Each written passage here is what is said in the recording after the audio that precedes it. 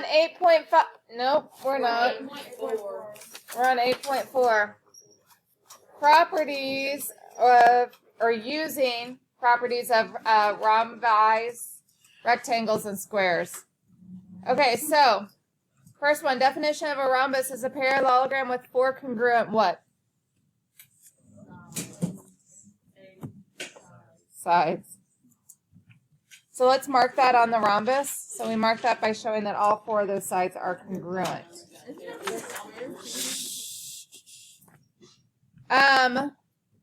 Also, the two diagonals of the rhombus are blank to each other. They are perpendicular. Which means that we've created 90-degree angles inside this triangle, right? Or inside this rhombus. But then that also means I've created four what kind of triangles? Right triangles. The two diagonals of the rhombus blank the four interior angles. What do you think? Bisect. What that means is that this diagonal will bisect this angle, so that's equal to that up here. But that means that's equal to that also. So those four angles are congruent to one another. This diagonal bisects angle B so that those two angles are congruent, but then these two angles down here are also congruent to each other and those up there. Okay? Definition of a rectangle is a parallelogram with four congruent angles. Good. So it is equiangular. Go back up to rhombus. If I have four congruent sides, it is a quadrilateral that is what?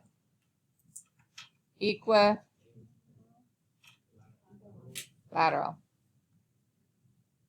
Okay? So rhombus is equilateral, rectangle is equiangular. We have four angles. Those are all 90-degree angles, right? The two diagonals of the rhombus are, change rhombus to rectangle. The two diagonals of the rectangle are congruent. And remember, they actually bisect one another also. We talked about that briefly. So guys, you've created 4 triangles. They're not right triangles, but they are something specific. What kind of triangles are those? Isosceles triangles. Yes, they are. Well, no, not necessarily. This one doesn't have to be acute, right? That one could be obtuse. But you've created 4 isosceles triangles. Remind me what isosceles triangle is. Okay, so if I draw an isosceles triangle here, this is equal to this. What other property comes true if I have an isosceles triangle? Yep, my two base angles are then congruent. So remember that as a property here, because this is congruent to this, which makes this angle congruent to this angle, right? Okay. Definition of a square is a parallelogram with 4 congruent sides and angles. If we're talking about a triangle that has all congruent sides and all congruent angles, what do we call it? So this would be a regular quadrilateral.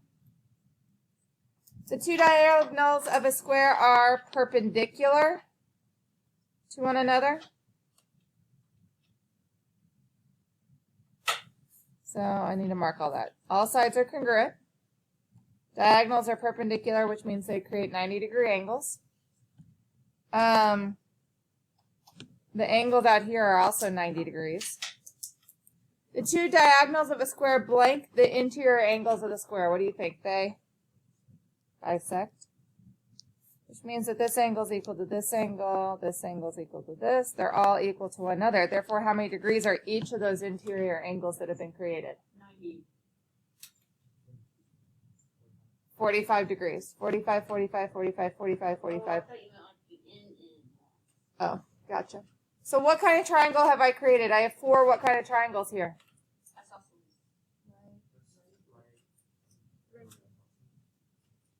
They are isosceles, but we've talked about this. They are right isosceles triangles, but think back to our special triangles unit. Yep. We have 4 45, 45, 90 triangles. Do you guys remember the properties of the 45, 45, 90?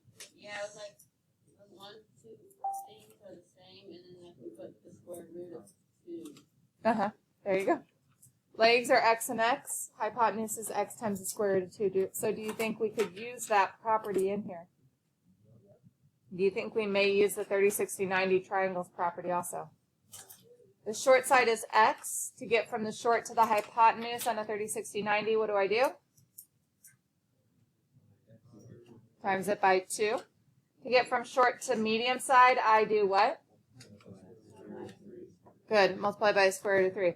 What is the other thing that we've learned to use if I have a right triangle to find the missing side or angle? Pythagorean theorem, but let's say I only have one side. SOHCAHTOA. So you may have to use SOHCAHTOA on this also. Okay, go ahead and complete what? Did I not do something? Well, why did I do that? All right, go back. The two diagonals of a square are congruent, which means that they bisect each other also, so all those little pieces are congruent to one another. Sorry about that, guys. Okay, on the next page, on your own, please do number 1A and 1B, solving for the missing variables, x and y. Classify and then solve for x and y. So what is this figure on number 1A? It is a square.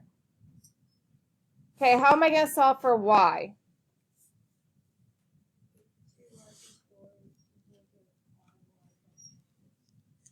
Good. And then I'm going to subtract 2y to give me 3y, and I'm going to subtract 1, so I get 3 equals 3y. So what does y equal? Good. How am I going to solve for x? Good. Subtract 5x, so I get negative 4 equals negative 2x, so x equals 2. All right, the next one. Who knows the name of this guy? It is a rhombus. Kind of looks like a kite, but it's not. Because a kite would have these two would be equal to one another, these two would be equal to one another, but those four would not be equal to each other. X, how do I solve for x?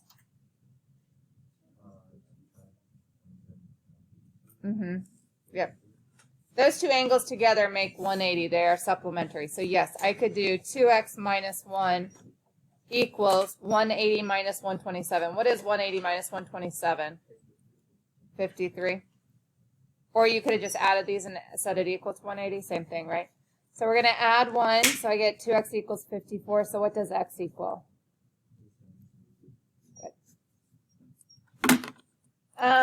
Next one, to find y, what do I do there?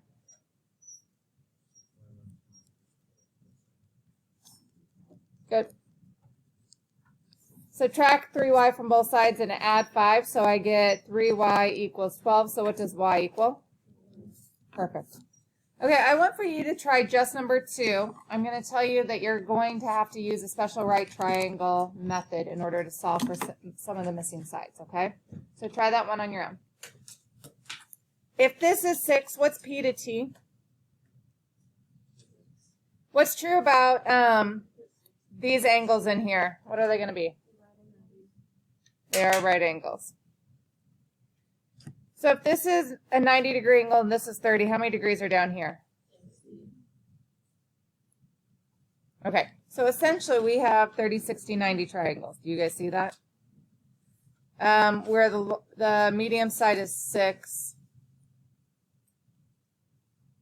It was across from the 60-degree angle. Okay, so to find my small side, that's the next one I need to go to. How do I get from the medium side to the small side? So I need to rationalize the denominator because I don't want a radical in the denominator. I get 6 square roots of 3 over 3 is what that equals. But what is 6 divided by 3? So I get 2 square roots of 3. So this is 2 square roots of 3. How do I get from that to the long side, the hypotenuse? So that's just 4 square roots of 3. Any questions so far? So if I label that, this is 6, this is 6. This short side would be what? 2 square roots of 3, which will be the same up here, because those bisect each other. The outside of the quadrilateral is my hypotenuse or my long side, so that is 4 square roots of 3.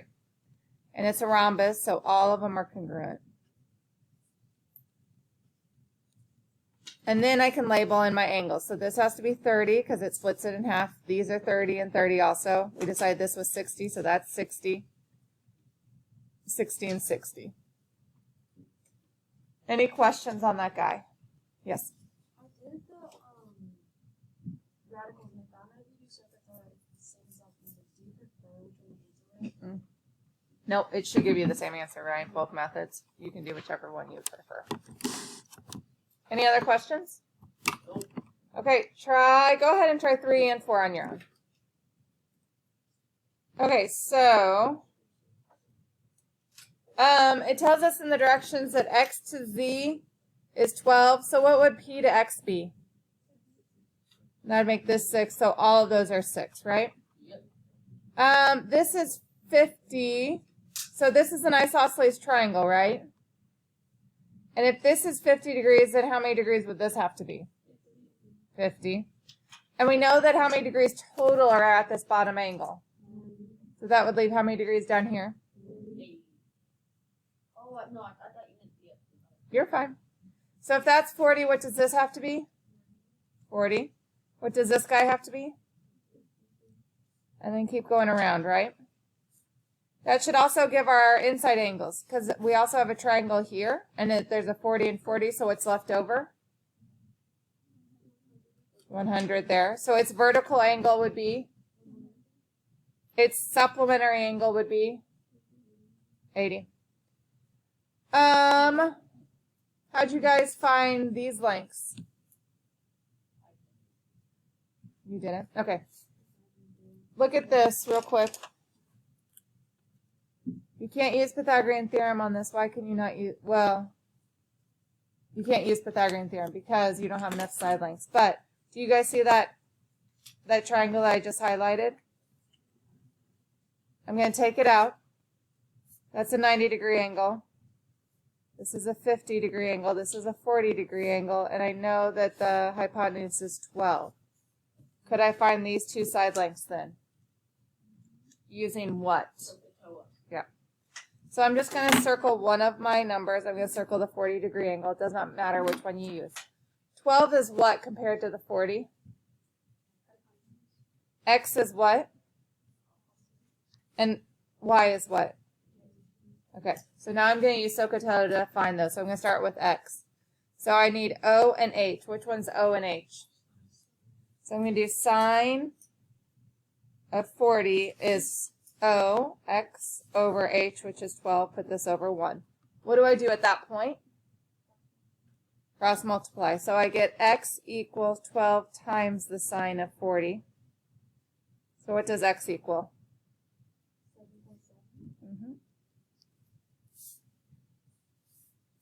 I think so. Are you sure?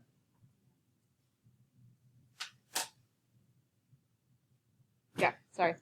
So that would be this side and this side. Those two have to be the same, right? So now I'm going to find Y. Again, I'm going to use my circled angle measure of 40. 12 is H, but Y is A. Which one uses A and H? So I'm going to do cosine of 40 equals AY over H, which is 12. Put this over 1. Cross multiply. And I get Y equals 12 times the cosine of 40. What is 12 times the cosine of 40? 9.2. Good. So that's 9.2, and this is 9.2. Lots going on there. Any questions on that? This makes 4, 45, 45, 90 triangles, so we're going to use that, the special right triangle for that. Okay, so what you guys need to do for homework, you guys have the practice C that goes along with this section, and also there's an additional Schoology homework assignment that goes with this section. So go ahead and work on that.